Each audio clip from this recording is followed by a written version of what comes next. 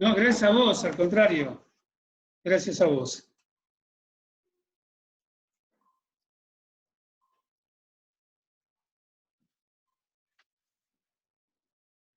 Bueno, a ver, ¿me escuchás? Porque estás congelada, tu imagen está congelada.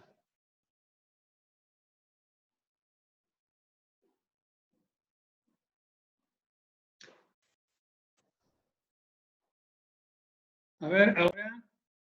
¿No se escucha? Sí, ¿vos me escuchás a mí? No. ¿Me escuchás? Sí, ¿no se escucha? Sí, Sí, sí. sí, sí. Bueno. Ahora sí. Bueno, Sí. bueno, ¿Sí? seguí. Sí. ¿Estamos bien? Sí. Bueno, muchas gracias, Marian.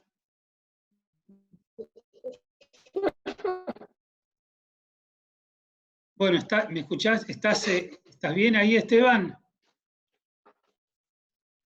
Computadora fue muy útil. Estoy acá y estoy con los cedros. Sí, yo también estoy con los cedros. Estoy arriba de un cedro. Sí, sí. Bueno, entonces dale, seguí leyendo. Escuchá, tengo una idea, Esteban, Sí. ¿me escuchás? En el caso de que se corte y no podamos volver, podemos hacer dos cosas. O terminamos la clase por WhatsApp, hablando por el celular, con imagen, o establecemos mañana en algún momento, porque estamos encerrados, igual no estamos saliendo, y terminamos lo que nos queda de la clase en el caso de que se corte. Igual vamos a tratar de estar acá hasta el final, pero en el caso de que se corte, una de las dos opciones podemos hacer. ¿Ok?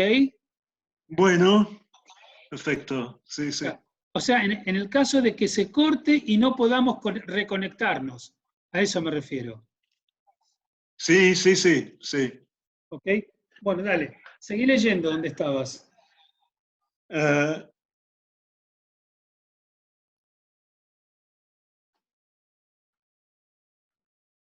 Versículo 27. Puso estos querubines dentro de la casa en el lugar santísimo, los cuales extendían sus alas de modo que el ala del uno tocaba una pared y el ala del otro tocaba la otra pared. Y las otras dos alas se tocaban la una a la otra en medio de la casa. Y cubrió de oro los querubines. Sí. Y esculpió todas las paredes de la casa alrededor de diversas figuras por dentro y por fuera. Y cubrió de oro el piso de la casa por dentro y por fuera. A la entrada del santuario hizo puertas de madera de olivo, y el umbral y los postes eran de 5 esquinas. Las dos puertas eran de madera de olivo. Hay mucho olivo, ¿eh? Y sí, ahí en Medio Oriente hay un montón. De ahí aprendemos varias cosas. La estructura era de piedra, enchapado en cedro. Otras partes estaba hecho en ciprés. Y aquellos elementos de madera que tenían que ver con el santuario propiamente dicho, con el Sancta Sanctorum, el Kodesh HaKodashim, se utilizaba madera de olivo, que a veces las enchapaban en oro. ¿Entendés? O sea, los dos querubines, que son bien altos, tienen como 10 codos, están hechos en madera de olivo, enchapado en oro. Después vamos a ver cómo eran en el Mishkan, en el tabernáculo. Pero pará, primero terminemos acá. Seguí leyendo un poco más.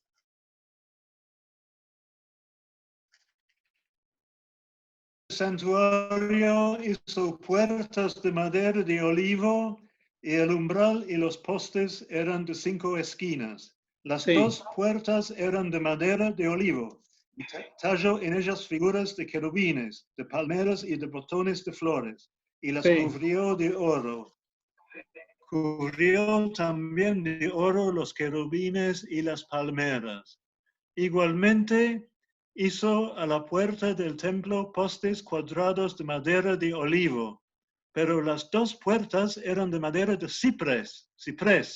Y las dos hojas de una puerta giraban y las otras dos hojas de la otra puerta también giraban. Y talló en ellas querubines y palmeras y botones de flores y las cubrió de oro ajustado y edificó el atrio interior de 3 hileras de piedras labradas y de una hilera de vigas de cedro. Se echaron los cimientos de la casa de Dios. Y en el 11º año, en el mes de Bul, que es el mes octavo, fue acabada la casa. ¿Sabes cuál es el mes octavo? El mes de Bul, el mes de Heshvan, el mes que viene después de Tishrei. Porque el séptimo mes es el mes que va a ser más adelante el año nuevo. Y el que le sigue es Heshvan. Claro. Entonces Bul es el mes de Heshvan en la estructura común después del Medio Oriente antiguo, babilónica, por ejemplo. Seguí leyendo hasta el final del capítulo, falta un versículo.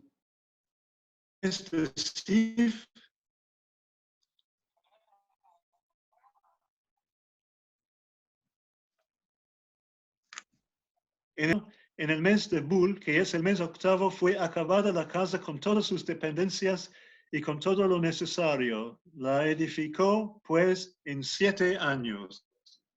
Excelente. Ya está. Muy bien. Ahora pasá al libro de Éxodo, capítulo 25. Vamos a comparar cuáles son elementos parecidos y cuáles no. Sí. Acá, yo te digo desde dónde. Comenzando con versículo. No, es el versículo. Yo te digo. No es del principio. Versículo no es del 10. Eso, algo así. ¿Puede ser? Mira, yo te digo. Versículo 10. No, más adelante. Léelo. A ver. 16. Versículo 16. 16. Venatata el Aarón y le vas a dar al arca. Y pondrás en el arca el testimonio que yo te daré. Sí. Porque dice en versículo 10, harán también un arca de madera de acacia. Claro, ¿por qué de acacia? Porque no están en la tierra de Israel. Están con las maderas que ellos pueden conseguir en el desierto. De todas maneras, claro. te quiero recordar, Esteban, de que el desierto de Sinaí hace 3000 años era muy distinto al de ahora, era mucho menos desértico. Por ejemplo, cuando vos lees la Torá, te vas a dar cuenta de que ellos van de oasis en oasis. ¿Entendés? Sí. Había más oasis. Entonces, por ejemplo, el pueblo de Israel tenía mucha sed. Bueno, iban a un lugar donde había agua salada y bueno, estaba el milagro de Dios que la endulzaba el agua. Pero como que hay muchos lugares que la vegetación todavía existía. Se ve que en los últimos 3000 años, si bien era desierto, porque es el desierto de Sinai, se volvió más desértico. Hoy es mucho más árido que hace 3000 años. Entonces, te voy a dar otro ejemplo, Esteban. Los judíos siempre cuando celebran la fiesta de Sukkot, la fiesta de las cabañas, dice la Torá que porque los judíos vivieron en cabañas. La verdad que no dice en muchos lugares de la Torá que hayan vivido en cabañas, sino que vivieron en tiendas, vivieron en carpas. Pero bueno, la tradición dice que construyeron cabañas. Si vos estás en un lugar donde es como el desierto del Sahara, donde todo es arena, no podés construir una reventada cabaña en ningún lado, una azúcar no la podés hacer porque no hay de dónde sacar ni ramas ni nada. Entonces se ve que sí, es cierto que construyeron cabañas, tienen que haber encontrado cada tantos kilómetros oasis donde había vegetación para poder construir esas cabañas. ¿Entendés lo que te quiero decir?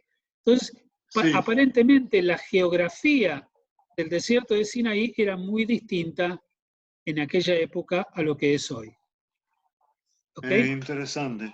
Sí, Sí. muy interesante. Bueno, vayamos a la construcción entonces sí. El arca del testimonio. Harán también un arca de madera de acacia, cuya longitud será de 2 codos y medio, su anchura de codo y medio y su altura de codo y medio. Sí. Y la cubrirás de oro puro por dentro Sí. y por fuera.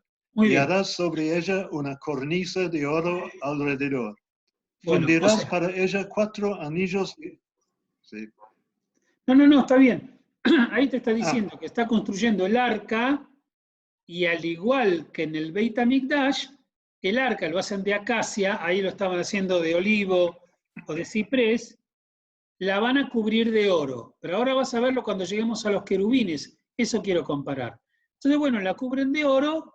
El arca es el arca sagrada que está cubierta de oro, pero hecha de acacia. Seguí adelante. Fundirás para ella 4 anillos de oro que pondrás en sus 4 esquinas, 2 anillos a un lado de ella y 2 anillos al otro lado. A ver, ¿para qué eran los anillos?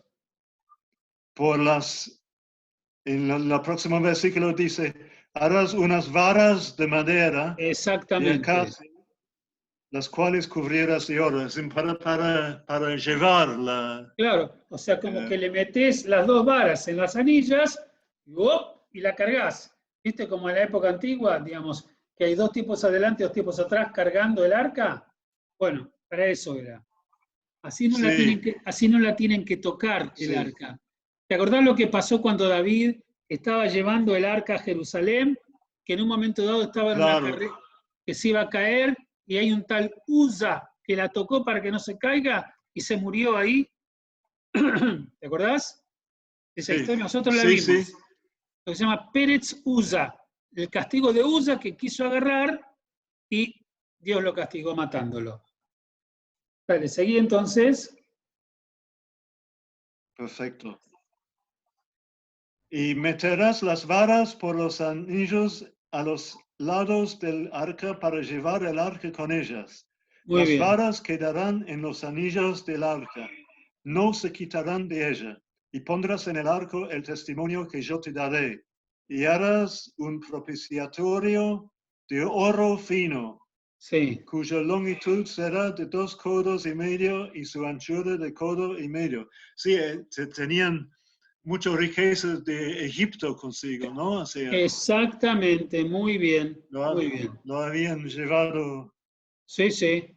El lugar de donde dice que habían explotado Egipto es en el capítulo 12, cuando salen de Egipto, y dice que Dios hizo que todos los egipcios miraran con simpatía a los hebreos. Entonces los hebreos le pedían oro y plata y ellos se lo daban, se lo entregaban.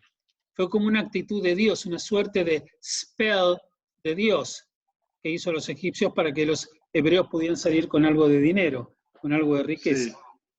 Seguí leyendo, porque ahora viene la diferencia, Esteban. Fíjate, hasta acá quiero llegar. Construye. Ahora también 2 querubines de oro. Ahora, pará un minuto. Esteban, ¿me escuchás? Sí. Bueno, escuchá esto, la diferencia. Hasta ahora tenemos que hay un arca sagrada construida con madera de acacia, cubierta de oro, con 4 anillos de oro, uno en cada punta, para poder pasar, digamos, enganchar ahí las distintas, los palos para llevar el arca. Sobre el arca, como si fuese una tabla de una mesa de fórmica, está hecha de oro esa tabla. ¿Ok? Está el arca, arriba del arca hay como una tabla de oro, ahí eso lo hacen con oro puro, ¿sí? Fíjate que disponen más de oro acá que todavía que en el Beit HaMikdash. Acá la hacen de oro, y vas a ver ahora que los 2 querubines que construyan son de oro sólido, a diferencia de las que construye Shlomo en el Beit HaMikdash, que son de madera de olivo, cubiertas de oro. ¿Ok? Acá son de oro puro directamente. Claro que el tamaño es distinto, ahora lo vamos a ver. Las de allá creo que tenían 10 codos, de alto, me parece, los querubines de allá, de Salomón. Lee ahora cuánto tiene el tamaño de los querubines del tabernáculo, de aquí. Harás pues un querubín en un extremo y un querubín en el otro extremo. De una pieza con el propiciatorio harás los querubines en sus dos extremos, y los querubines extenderán por encima las alas, cubriendo con sus alas el propiciatorio. Sus rostros, el uno enfrente del otro, mirando al propiciatorio, los rostros de los querubines. Y pondrás el propiciatorio encima del arca, y el arca pondrás el testimonio que yo te daré, y de allí me declararé a ti. Pero un momento.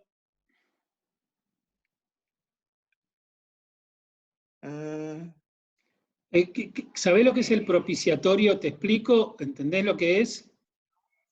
Sí, estaba mirando porque yo pienso que ya habían hablado del tamaño de los querubines. Sí.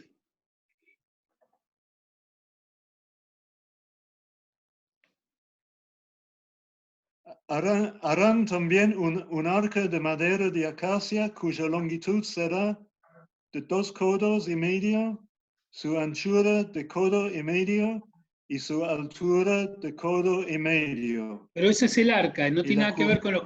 Eso es el arca, no los querubines. No los querubines.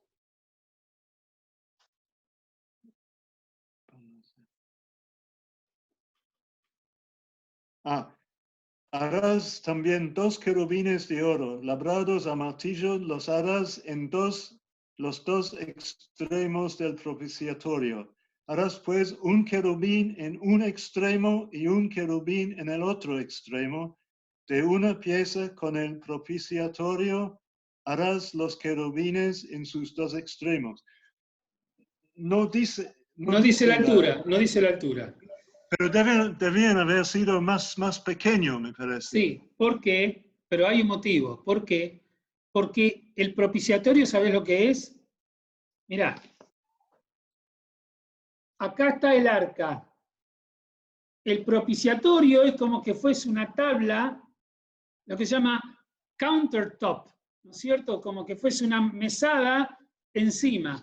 Esa mesada está hecha en oro. Y de aquí, de la mesada, de esta mesada surge de un lado y del otro los querubines. Y los querubines, Esteban, están soldados en el oro del propiciatorio. Sí, ahora, escucha esto. Si los querubines fueran muy altos, en cuanto movés los querubines, se caen. Entonces, para que el querubín esté soldado, porque digamos, es soldado en el oro del querubín, soldado en el oro del propiciatorio, si es muy alto, viste, tac, tac, se balancea y se cae. Para que no sea tan alto, que no se caiga, no puede ser muy alto, tiene que ser más bien bajo. Es como que fueran 2 estatuillas, no muy grandes, entonces pueden hacer todo, como dice el Tanaj, Miksha Ahat. Miksha Ahat significa un cuerpo sólido único. ¿Entendés lo que quiero decir? Sí. Entonces, ahí, como hacen querubines de 10 codos, primero, imagínate, 10 codos serían, qué sé yo, son 60 centímetros por 10, serían como 6 metros, ponele, una cosa así. Bueno, 6 metros de oro, ¿viste? Entonces lo hacen enchapado en oro. Igual es mucha guita, pero enchapado en oro. Pero no lo están soldando al propiciatorio, porque tienen cuerpo propio y los apoyarán de otra manera. Acá, como son más pequeños, los pies del querubín los sueldan al propiciatorio y está estable. Entonces, por ese motivo... Yo tengo una pregunta acerca del propiciatorio. Salomón construye otro sistema. Lugar santísimo. ¿Qué pasó con los otros? Ahora hay 2 en fondo, ¿no? 2 propiciatorios. No, hay un solo propiciatorio. ¿Qué pasó con el otro? No, había un solo propiciatorio. ¿Dónde? ¿Acá o allá? ¿Dónde? ¿Acá No, porque en el Mishkan o en el Beit HaMikdash? hubo uno en el Mishkan Sí, y ahora hay uno en el Beit HaMikdash. sí. ¿Dónde está? Nosotros no tenemos información de que digamos, Salomón es más o menos es del siglo 900 antes de Cristo, Salomón. 960, 930, más o menos, en la época de Salomón. Sí. La construcción del otro son más o menos unos 500 años antes. No hay una información en el texto de qué pasa. Los hijos de Israel entraron a la tierra prometida y sabemos del arca. Ahora, ¿qué es lo que pasó con las otras cosas? No la sabemos, no hay información. Yo por lo menos no recuerdo un dato en el texto que me diga, y se afanaron el propiciatorio, no lo tengo. O perdieron en una batalla el propiciatorio, no lo tengo eso. Sabemos que hubo guerra, sabemos, por ejemplo, que el arca sagrada fue tomada por los filisteos en la época de Samuel, cuando los hijos de Elías Cohen pecaron y qué sé yo, y bueno, y lo llevaron al Beit Dagón, al palacio, al templo del dios Dagón de los filisteos. Pero eso fue el arca sagrada. Del propiciatorio no tenemos mucha idea. Habría cuestión de investigar, a ver si hay algún dato particular del propiciatorio. Yo no escucho mucho del propiciatorio, inclusive en el texto de Salomón. Es como que construyeron los querubines y el arca está puesta en otro lado, ahí en el Sancta Sanctorum. No está arriba, no está debajo de los querubines. Creo que el diseño es distinto. Lo que es común es que en ambos lados hay querubines, unos de madera de olivo enchapada en oro y otras de oro puro. Probablemente estamos deduciendo que la de oro puro era mucho más pequeña y las otras eran por lo menos de 10 codos, que es lo que vimos. ¿Entendés? Y la otra diferencia es por supuesto que no necesitaban traerlo o llevarlo era en un lugar permanente, digamos. O sea, no tenía anillos para llevarlo. No escuchamos, por lo menos hasta ahora, no escuchamos de anillos del arca. O sea, está en el Beit HaMikdash. Bueno, el Beit HaMikdash era, a diferencia del tabernáculo, que lo tenían que desarmar cada tanto, porque estaban caminando hacia la tierra prometida. Entonces tenían que armarlo y desarmarlo todo el tiempo. El Beit HaMikdash no, es una construcción estable que se quedó ahí desde su construcción en la época de Salomón, en el año 900, es destruida por los babilónicos en el año 586 y es reconstruida 70 años más tarde en la época del retorno a Sion, en la época de los persas, y finalmente destruida para siempre en el año 70 de nuestra era por Tito, el general romano. Sí, exactamente. ¿Entendés? Sí. Bueno, yo quería mostrar una cosa y otra, ¿sí? Volvamos ahora a nuestro texto directamente.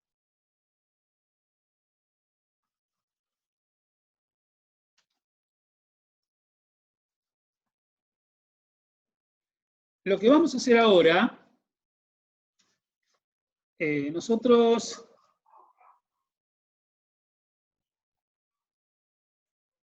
Bueno, ¿cómo pagó? Porque había que pagarle a Hiram todo el cedro que había. También que Salomón tenía mucha guita.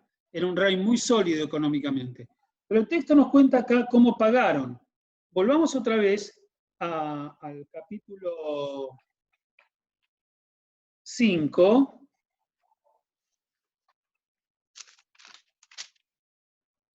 Capítulo 5.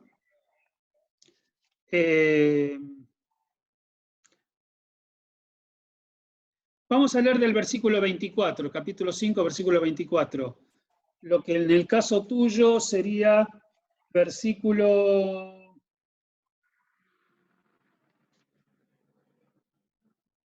versículo 10. En la Biblia castellano, versículo 10. En el mío, versículo 24. En el Tanaj. Igual vos lo estás leyendo en hebreo conmigo, el 24. Sí, lo tengo en hebreo acá. Bueno, ¿querés que lo siga leyendo en hebreo? Hiram. Exactamente. Acá dice Jerón, en hebreo, pero debe ser Hiram, es lo mismo. Jerón, sí. Sí, ¿ok? Bueno, te lo leo en Sí, ibrit y vamos avanzando, ¿sí? Sí. Por ahora vamos bien, ¿sí? No lo engualichemos al internet. Por ahora estamos bien. Nos quedan 15 No, estamos bien. Por ahora Se estamos está bien. comportando bastante bien. Sí, la verdad que sí. Bueno, dice, Vallejí, ¿dónde estoy acá? Shlomo, Natan Jochma. Vallejí, Hirom, Noten Lishlomo, Atzei Arazim, Beatzei Broshim, Kol Hefzo. Y este Hirom le dio a Salomón árboles de cedro y árboles de ciprés, todo lo que quería. O sea, ahí tenés el vínculo. No dice, no, mira, te puedo dar 300 troncos porque le tengo que vender a Babilonia otros 100 troncos que me pidió de antes. No. El tipo agarró, le dio a Salomón todo lo que pedía. Recordó lo que vimos la vez pasada, de que Salomón tenía ascendencia no solamente en sus súbditos, tenía ascendencia también en los países vecinos, porque era un rey muy venerado, muy respetado y muy poderoso, ¿no? Entonces, Salomón pedía algo, todo el mundo corría a dárselo, por lo que representaba Salomón. ¿Ok?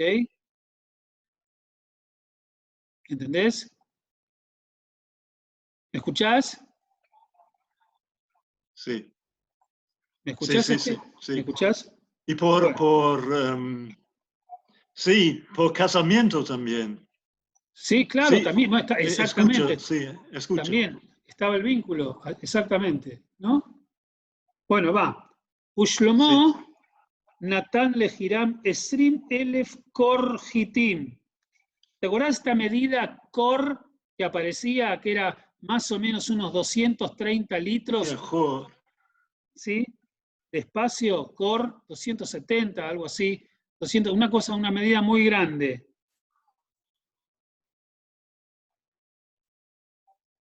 ¿Te acordás? Sí, me acuerdo.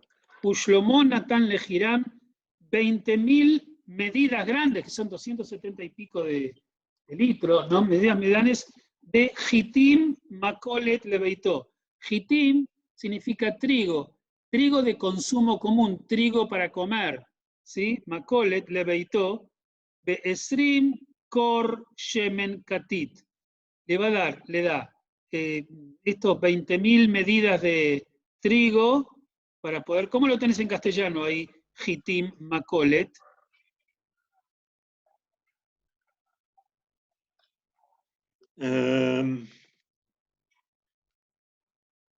Y Salomón daba a Hiram 20.000 coros de trigo para el sustento de su familia, Sí. y 20 coros de aceite puro. Esto daba Salomón a Hiram cada año. Bueno, vos fíjate que Hiram lo proveía de un montón de cosas. Fíjate qué interesante, acá está llamando, dice Hitim Makolet. Makolet es para consumo. ¿Sabés lo que quiere decir Makolet en hebreo moderno? No. Almacén, grocery store. Hoy en día. Almacén. Makolet. Makolet, claro. Si estuviste en Israel, la Lejet la Makolet, ir al almacén. Entonces dice que le está dando 20.000 core medidas de trigo de consumo, como compras en el almacén, para su casa, para consumo para su casa, para su gente, es un montón, y 20 medidas de aceite de oliva, obviamente puro. Ko iten Shlomo le Hiram shana shana. O sea, se ve que de alguna manera los cedros del Líbano que le estaba dando Hiram a Shlomo eran pagados por Shlomo con el aceite de oliva puro y con el trigo.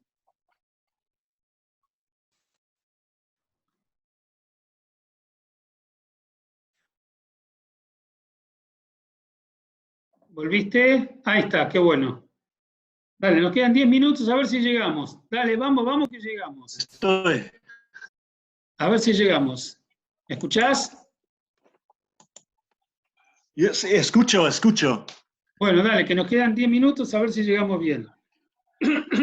Sí. Entonces, lo que estaba diciendo es que aparentemente Salomón le estaba pagando toda la madera que le estaba mandando, le pagaba con esto.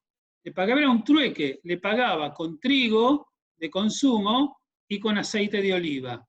Que eso tenía más Israel, y Judá tenía más que el Líbano, aparentemente. ¿Sí? Ahí estamos. Escucho, sí. Dale. Vayeil Shlomo Shivim Elef Nosé Sabal. Perdón, ¿dónde estamos acá? Y Shlomo, estamos en el versículo 25. Ushlomo Sí. Natan lehiram esrim elef kor hitim makoret lebeito, esrim kon shemesh zait katit. Ko iten Shlomo lehiram shana shana. Cada año, esto es lo que le pagaba Shlomo a Hiram. O sea, estamos viendo cuánto paga Salomón por la cantidad de cedros y de cipreses que le está mandando. Versículo 26. Sí. Beadonai, y ahí termina como una cosa poética, dice, Beadonai Natan Jochmal y Shlomo, Kasher Diverlo. Dios cumplió con lo que le había prometido a Salomón y le dio a Salomón sabiduría de acuerdo a lo que le había prometido, ayer diverlo. Vayei Shalom ben Hiram o ben Shlomo, Vayihretu Brit Shneyem.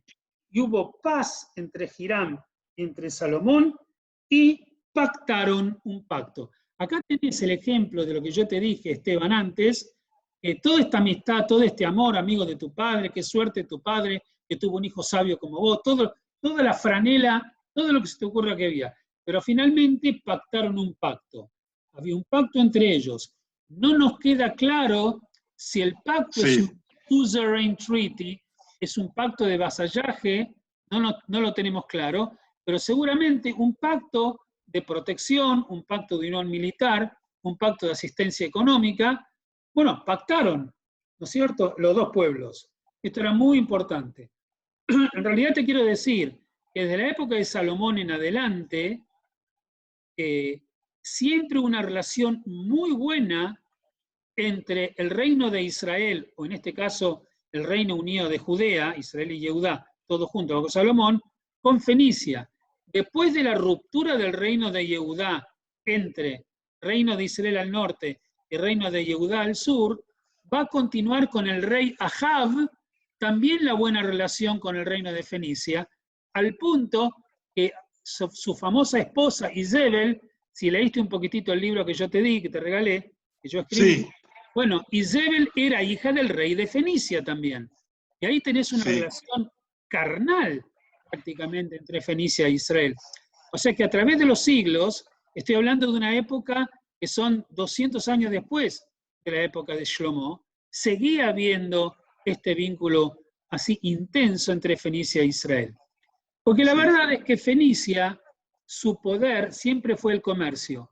Para poder ser un buen comerciante y mantener relaciones comerciales, es imperativo que haya paz. Entonces los fenicios no salían de conquistas, no conquistaban, comerciaban, se llenaban de plata, la gente hacía negocios con todo el mundo, pero no eran como los babilónicos, no eran como los filisteos, no salían a conquistar. ¿Entendés? Entonces, en ese sentido, Salomón tuvo un arreglo muy bueno con los fenicios, que le proveyó a él de la madera que necesitaba y a los fenicios de aceite y de trigo. ¿Entendés?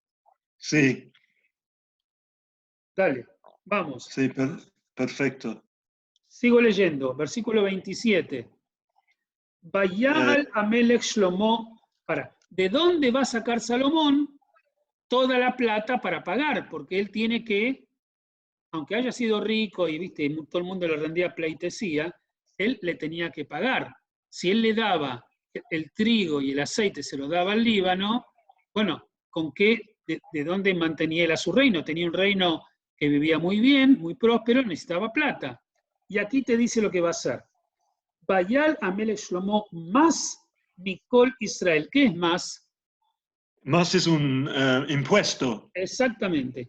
Impuso, justamente por la necesidad de la construcción del gran templo, le impuso un impuesto a los hijos de Israel. Entonces, sacó el rey Salomón un impuesto, y sacó significa que impuso, ¿no? Sacaba la plata, recogía la plata de un impuesto que el rey Salomón le puso al reino de Israel, Vayei Amas Shloshim Elef Ish, digamos, y había un impuesto que había de 30.000 Amas Shloshim Elef Ish. ¿Cómo lo tenés en castellano ahí eso? Y el rey Salomón decretó leva en todo Israel, y la leva fue de 30.000 hombres. Claro, bueno, él agarraba, o sea, él tenía que mandar personas al Líbano para traer la madera. Entonces tenía que pagarle a 30.000 hombres que hagan ese laburo. Esa leva, que es una suerte de trabajo forzado, lo recogía del pueblo y lo tenía que pagar, dice el texto. Vamos a ver el Kafzain acá, dice algo interesante. Y tira el Kol Israel abodat kfiyah, ahí amas mispara ovdim ayash loshim elef. Bueno, acá el texto explica una cosa. La leva es lo que se llama en ibrit abodat kfiyah.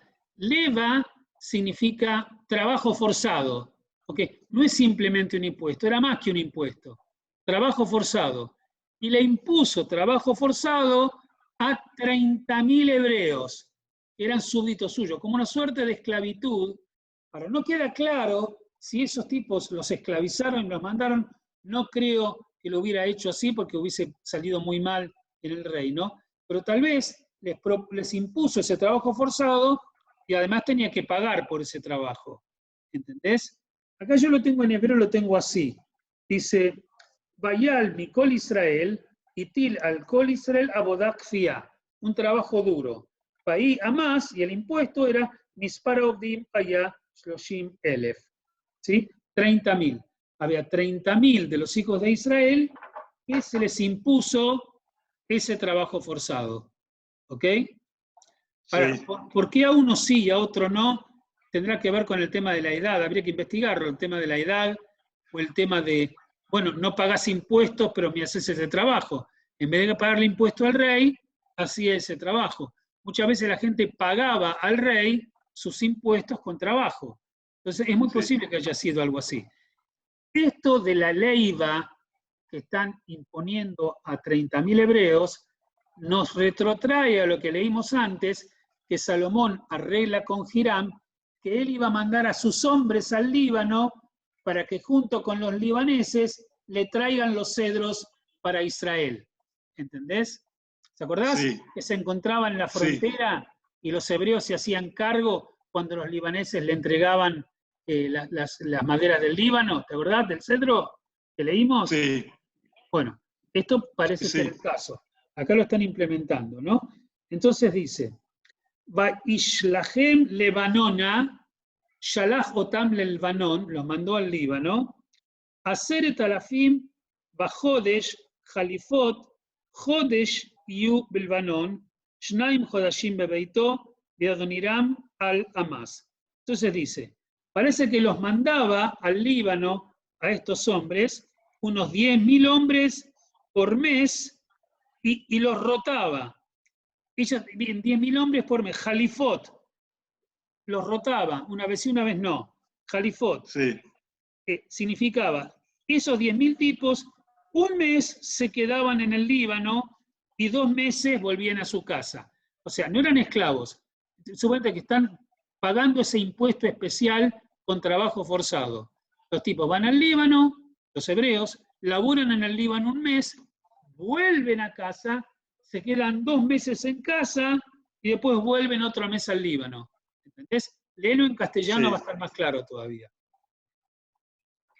los cuales enviaba al Líbano de 10.000 en 10.000, cada mes por turno, viniendo así a estar un mes en el Líbano y 2 meses en sus casas. Y Adoniram estaba encargado de Kesheleva. Bueno, o sea, como el laburo de la cosecha del ¿cómo se llama? Del cedro del Líbano. En el Líbano, el que organizaba estos trabajos forzados era Hiram, ahí en el Líbano. O sea, por ejemplo, dice que el tipo, a ver, Salomón eligió 30.000 tipos, dividió los 30.000 tipos en grupos de 10.000 y mandaba todos los meses 10.000. Esos 10.000 se quedaban un mes en el Líbano, volvían y se quedaban 2 meses en Israel. Mientras tanto, ya mandó otros segundos 10.000, que también se quedaban un mes en el Líbano y 2 meses acá. De esa manera, las veces que le tocaba a un 10.000, escuchá esto, Esteban, quedarse en Israel, ya había 2 grupos que habían viajado, cosa de que siempre había por lo menos 10.000 hebreos trabajando en el Líbano con los libaneses cosechando los cedros. Los cedros, sí. Entonces, manda 10.000, laburan un mes y vuelven, pero mientras tanto manda otros 10.000, que laburan un mes y vuelven, pero mientras tanto había los terceros 10.000. Y cuando terminan estos 10.000, que tienen que volver 2 meses a tu casa, los primeros que ya habían vuelto, que se quedaron 2 meses, vuelven a viajar. ¿Entendés? Estaba perfecto lo que estaba haciendo. Constantemente tenía gente trabajando ahí en el Líbano para traer las cosas. ¿Escuchás?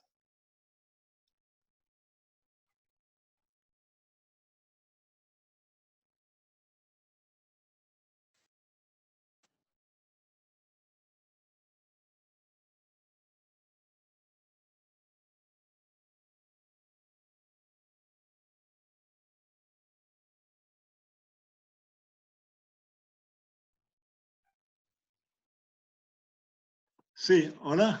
Hola, sí, yo te escucho, no te veo, pero te escucho. Igual falta... Está simplemente diciendo, se lee en el Tanaj tanto sobre guerras y acontecimientos turbulentos y todo eso, un respiro. Sí, Sí, la verdad que sí. Es como un respiro. Sí, es como alcanzando la meta sin levantar las armas, digamos. Exactamente, exactamente. Por supuesto que los israelitas que tenían que trabajar trabajo forzado no la pasaban fantástico, diría yo. Muy bien no la pasaban. No. Pero en términos generales, teniendo en cuenta la época, sí, era una época de paz, prosperidad y negociaciones, seguramente. Sí, sí. Dale que si terminamos ahora, donde dice, Vayei Shalom, y había paz entre Hiram, pero no, eso ya lo leímos. Vamos a la más. Y bueno, y Adoniram, ¿sí? Estaba encargado del impuesto que, bueno, del trabajo forzado, porque como te dije, estaba llevándose ahí en el Líbano. Versículo 29. Vayehi lishlomo shivim elef nosé sabal ushmonim elef hotzev bahar. Tenía 80.000 tipos, tenía 70.000 tipos que cargaban, cargadores de las piedras, de la madera, de las cosas, y shmonilef, 80.000 elef canteros, o sea que estaban en la cantera de la montaña sacando piedra. Recordá lo que vimos nosotros, el Beit HaMikdash se construyó por piedra, se enchapó en madera, pero se construyó, la estructura era de piedra. ¿Ok? Y todo esto, dice el texto, Levad, Misarei Anetzevim Lishlomo, Asher ala Belajá, Shloshit Alafim, Ushloshmeot, Arrodim, Baam, Aosim, Bamelajá. Bueno, finalmente esto también de la época antigua. Además de 30.000 tipos que eran los capataces, que es lo que se ocupaban de que la gente haga su trabajo. Los tenían con látigos, sí, la verdad que aparentemente, inclusive dice a Rodim son los que los obligaban por la fuerza a trabajar. Era una suerte de esclavitud más suave, digamos, ¿no? Porque les permitían descansar. Pero tenía esta cantidad de hombres que tenían que estar en las canteras trabajando y había capataces que los obligaban a trabajar. Dice, a Rodim Ba'am Aosim Melajá. Léelo en castellano, va a quedar más claro todavía. ¿Lo tenés en castellano ahí? El versículo... Tenía también Salomón 70.000 que llevaban las cargas y 80.000 cortadores en el monte, sin los principales oficiales de Salomón que estaban sobre la obra, 3.300, los cuales tenían a cargo el pueblo que hacía la obra. Sí, que son los que los golpeaban todo el tiempo para que hagan trabajo. Sí, son capataces, ¿no? Capataces de una obra. Si laburaban... Dale, decime. Y mandó el rey que trajesen piedras grandes, piedras costosas para los cimientos de la casa, claro. Y piedras labradas. Sí, Avnei Gazit, son piedras labradas. Todo eso es para la fundación de la construcción, para la base de la construcción, y aparte para la construcción de la casa. Recuerdo otra vez, como dije, la madera enchapaba la piedra. Vamos al último versículo y con eso cerramos. Dice, Vaipselu bonei Shlomo ubonei Hirom agiblim yachinu aetzim beavanim libnot habayit. Entonces estuvieron esculpiendo los constructores de Salomón y los constructores de Hirom, los artesanos, y prepararon a los árboles y a las piedras para construir la casa. O sea, estaba esta mezcla de trabajo rudo y duro con las piedras y el trabajo más artesanal del trabajo de la madera. A ver, léelo vos el último versículo. Y los albañiles de Salomón y los de Hiram y los hombres de Jebal cortaron y prepararon la madera y la cantería para labrar la casa. Exactamente. Bueno, lo que vamos a hacer ahora, vamos a llegar hasta aquí. Terminamos lo que se llama el capítulo 5. Nosotros en la próxima clase, si Dios quiere, la semana que viene, vamos a saltear el capítulo 6 y el capítulo 7, porque los dos capítulos son toda la construcción del templo. Y vamos a pasar directamente al capítulo 8, donde es uno de los capítulos más importantes de la Biblia. Es la inauguración del Beit HaMikdash y toda la cuestión teológica del discurso de Salomón cuando inaugura la casa, que es precioso. Es una poesía y está cargado de elementos litúrgicos y de elementos teológicos que vale la pena estudiar. ¿Ok? Yo te sugiero, si querés, que por tu cuenta leas en castellano, en alemán, lo que vos quieras, o en hebreo, el capítulo 6 y el capítulo 7, para tener una idea de toda la construcción. Nosotros vamos a recomenzar con el capítulo 8, Perek, ¿ok? Dale, va a hacerlo. Dale, buenísimo. Bueno, Esteban, te mando un beso grande. Muchísimas gracias. Un placer para mí, lo logramos, tuvimos una buena clase. Bueno, cuídate mucho, un beso a Marián, y nos estamos hablando y comunicando para el miércoles que viene. Sí, que tengan una muy buena semana. Igualmente ustedes. Chao, Felipe. Chau, saludos. Chao, muchas gracias. Al contrario.